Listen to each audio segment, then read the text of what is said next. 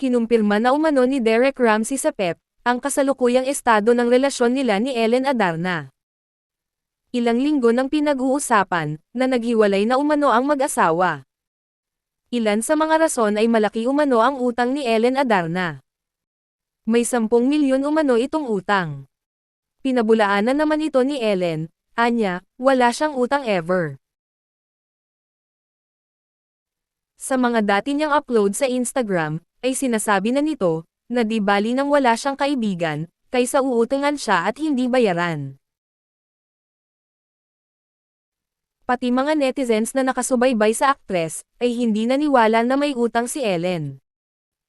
Kilalang heiress sa Cebu ang model actress. At kahit umano hindi na ito magtrabaho, ay mas mayaman pa rin ito sa iba. Kumakalat din ang isyo na may third party umano na pumapagitan sa kanilang relasyon. Si Derek naman ang pinaghihinalaan, na may ibang babae. Mas lalong umugang ang balita ng mga ibang bansa si Derek para sumailalim ng training. Kamakailan ay lumipad Patenggang, Bali, Indonesia si Derek, para sumailalim ng mental wellness training. Kung saan ay naging emosyonal ito sa huling araw ng kanyang training. Doesn't matter. But if it's there, I swear you understood the essence of it, and it's the beginning of completing your path. And you created a completely different connection with your intuitive mind. Very good. That's an intuitive mind. That's the Kamilokan. This is what Kamilokan is about. It's not about the violence and the... Nakabalik na rin ang model actor sa Pilipinas. At may mga cryptic post ito sa kanyang Instagram. Pinasinungalingan naman ang balitang hiwalay na ang showbiz couple, ni Christy Ferman.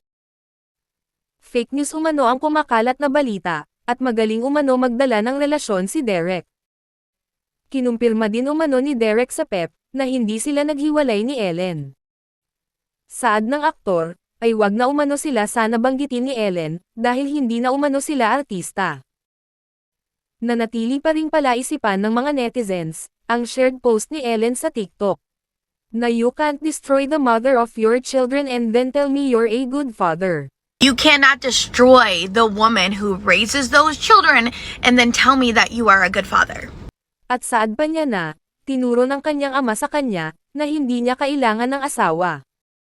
Anak lang umano ang kailangan niya. I swear to God, my Father in heaven, that's what he told me, and he would always tell me, you don't need to get married, you don't need a man to complete you. Magpaanak na ka, okay na ka.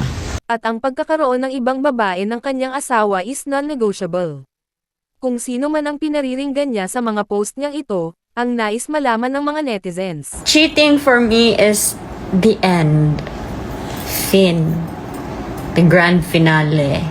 Adios. Basta kung ako'y mag-cheatan, adios. Madapak to right away, dun na as in goodbye. July nang huling makitang magkasama ang buong pamilya sa isang bakasyon. Ayon sa ibang netizens ay normal naman na merong tampuhan sa buhay mag-asawa, at hindi ibig sabihin na hiwalay na agad. Marami din ang nag-aabang kung ano ang patutunguhan ng kanilang relasyon, lalo na't sa simula pa nito ay hindi na inaasahan ng ibang netizens na tatagal ang relasyon nilang mag-asawa.